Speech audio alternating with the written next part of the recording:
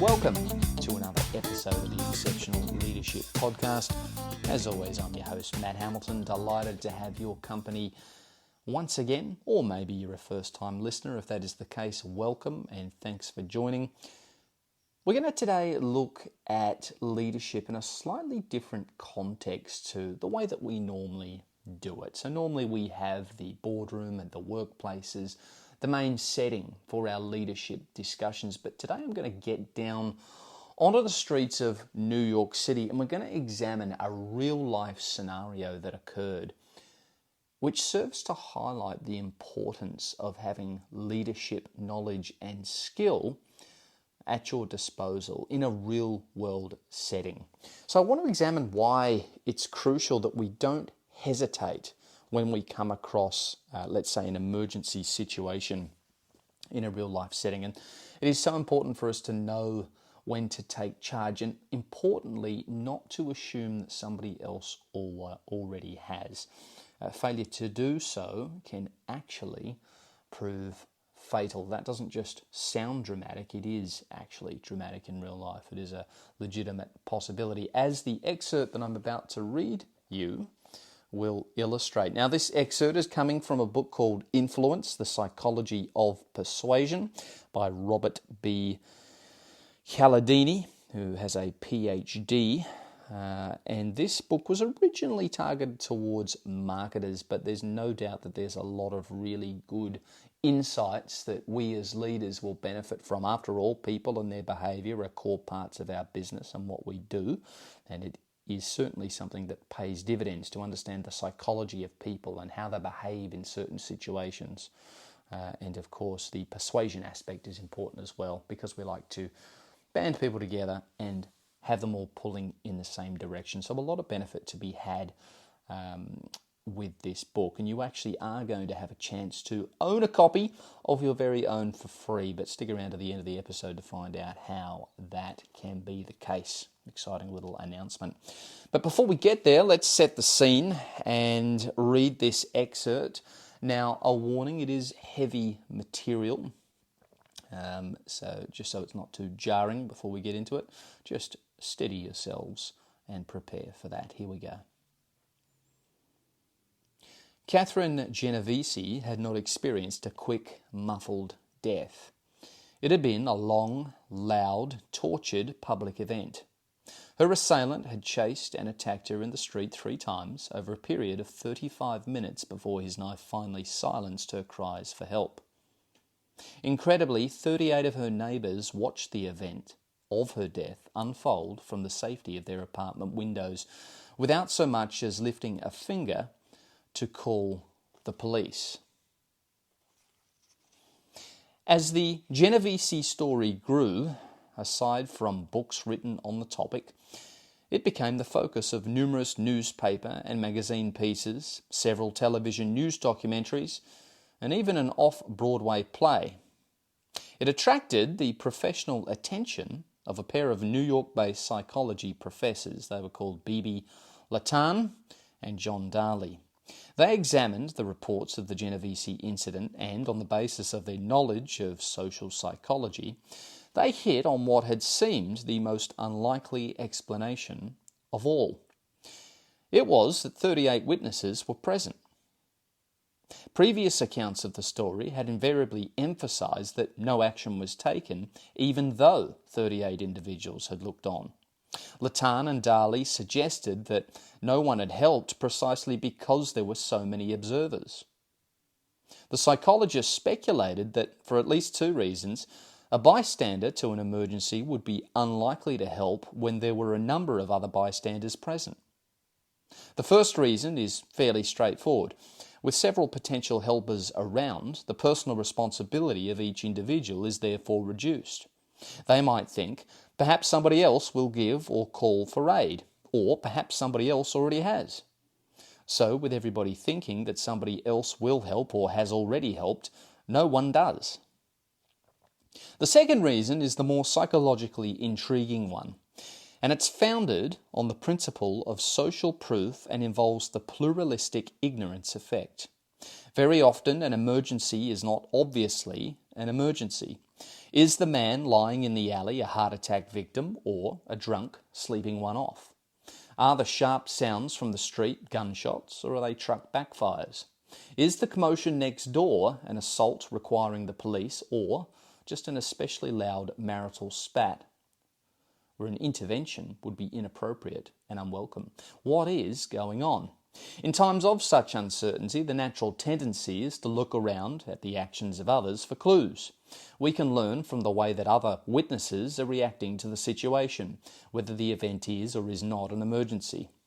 What is easy to forget, though, is that everybody else is observing the event at the same time as you, and they're likely to be looking for social evidence too. And because we all prefer to appear poised and unflustered among others, we are likely to search for that evidence placidly with brief camouflage glances at those around us. Therefore, everybody else is likely to see everyone else looking unruffled and failing to act, and as a result, and by the principle of social proof, the event will be roundly interpreted as a non-emergency. This, according to Latan and Dali, is the state of pluralistic ignorance in which each person decides that since nobody else seems to be concerned, there must be nothing wrong. Meanwhile, the danger may be mounting to the point where a single individual, uninfluenced by the seeming calm of others, would, in fact, react. Excuse me. Isn't that a fascinating insight into human psychology? And, when I read that excerpt for the first time, it was many years ago now, but I remember thinking that is unfathomable that so many people could literally watch a murder unfold and not even think to help the person out by putting in a call to emergency services. And then I got my own personal taste of how that effect occurs in real life. Now, for many of you who have listened to the show for any length of time, you'll have heard me talk about the hospital that I used to work in. So I was an operations manager at a very large hospital, 800-bed hospital, over 5,000 employees on site at any one time, and they would range from medical staff through to, coffee shop staff, technicians, and everybody in between. And we would have usually 800 to 900 patients as well on site at any one time, admitted into the hospital, and then those waiting to come in. So a really large patient pool and a mixture of professional services, medical services, and the general public, some of whom were very unwell. Made it quite an exciting place to work in many ways. And I remember one day, a few years after reading that book, walking along the concourse, the public concourse at the hospital. So not a medical area, but rather the food court style area, in amongst the coffee shops and the sandwich outlets. And it's a place where the general public and patients mingle with medical staff. It's everybody and anybody in this great big indoor public space. And I remember walking down the concourse and seeing a gathering of people that seemed unusual, and it was a mixture. There were nurses standing around, there were members of the public standing around, and as I got closer, I could see that there was a woman passed out, completely unconscious and unresponsive on the floor. And knowing what I knew from reading that book that we just read from, I knew it was important that I checked in to make sure that this person was actually getting help. But at no stage did I think, with medical staff standing around, that she wouldn't have been. And so I pulled up and I looked at one of the nurses and I said, "Has anybody logged a code blue for this person?" And for those of you who don't know, a code blue, at least in Australia, refers to a medical emergency. It's when they'll come running with a crash cart and try and render assistance to the person. And she looked at me as if it was a brand new revolutionary idea. And she turned to her other colleague, the person standing next to her, and asked her. And they slowly looked around at the group and came to the conclusion that actually nobody had. And in their hand was a hospital baton phone. All they had to do was push a shortcut number and it would have put them straight through to the help desk and they could log a code blue that way. So when it was confirmed that they had not done that yet, I asked her if she could please do that now. And that was something that stunned me. That you could be in what is still a hospital environment, passed out on the floor. Obviously, there's something wrong with you. You're not asleep, you're not having a rest. And even as a crowd of people gathers round, even as medical professionals join that crowd, still nobody thinks to do the logical thing and call in a code blue for assistance. And I remember thinking to myself that I thought possibly at some point in my life I would have to use that knowledge that I had obtained from this great book. But I certainly didn't think it would be so soon after reading it. And it changed the way that I thought about leadership. It put it into a real world context. And it taught me that good leadership is required in multiple contexts and social settings that we might find ourselves in. And I was fascinated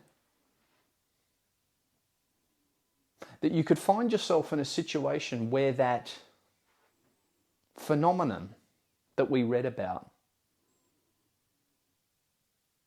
was so strong, such an inbuilt human tendency, that even people wearing scrubs, even people that deal with emergencies in the emergency room or on hospital wards day in, day out, the phenomenon from a psychological perspective in a group setting like that was so strong that even medical professionals would not realize that they had to take charge and call for help, assuming that somebody else had already done it and that help was on the way. Isn't that amazing? And so now, my attitude when I come upon scenarios like that, and thankfully there haven't been too many of late,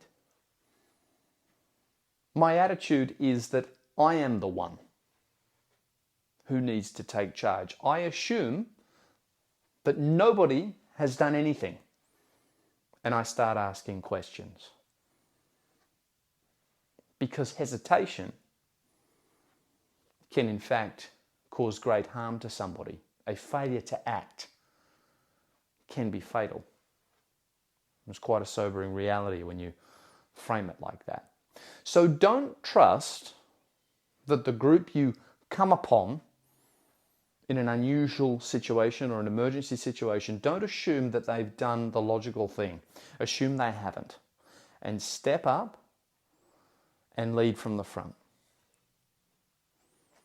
And it's interesting to note that, even competent and intelligent people can freeze up under the pressure of such a situation.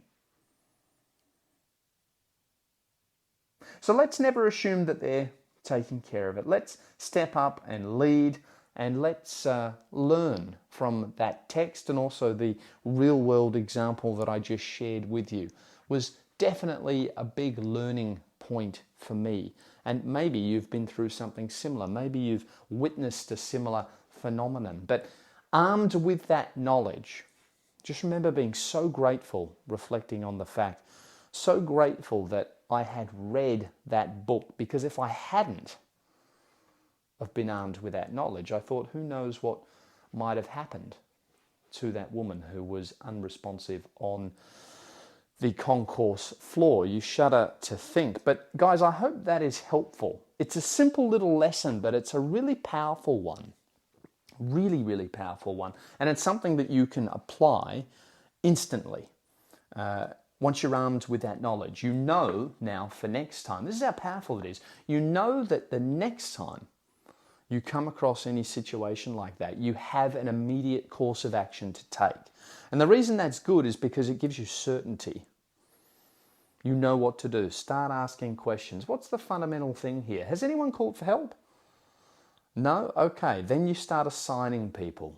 Okay. People need direction in emergency situations like that. Has anyone called the police? No? Okay. You point to the person. I want you to do that now, please. Can you do that? Thank you. Then start the first aid process. Does anyone here know first aid? Maybe you do. If that is the case, once the emergency services are on the way, you can then start taking care of the next step in that process. So very handy to have that inbuilt knowledge so that you can approach a situation like that with a confidence and feel good about knowing what to do. Now guys, we'll leave it there, but I did mention at the beginning of the episode that you will have a chance to own this book that I read from. It is called Influence, The Psychology of Persuasion. And I've been talking about doing something like this for a while, but I am going to pull the trigger on it. I'm going to do a book giveaway, and this is the very book that I'm going to give away. So keep your eye on the Instagram account for the Exceptional Leadership Podcast. If you don't follow that yet, do click follow so that you can partake in this little giveaway. We'll just run it in a really simple manner. It will simply be a post detailing the plan. I'll put it up at the same time that I launch this episode and give some instructions on the Instagram page about how you can go in the draw to win this book. And I think it will be a very valuable addition to your library. Guys, as always, if you haven't subscribed to the show, please do on whatever podcast app you consume the show on. And tell a friend, tell 10 friends, and spread the word, and we will boost the standard of leadership globally together. Do appreciate your loyalty and your listenership, guys. So until next time, I'll see you later.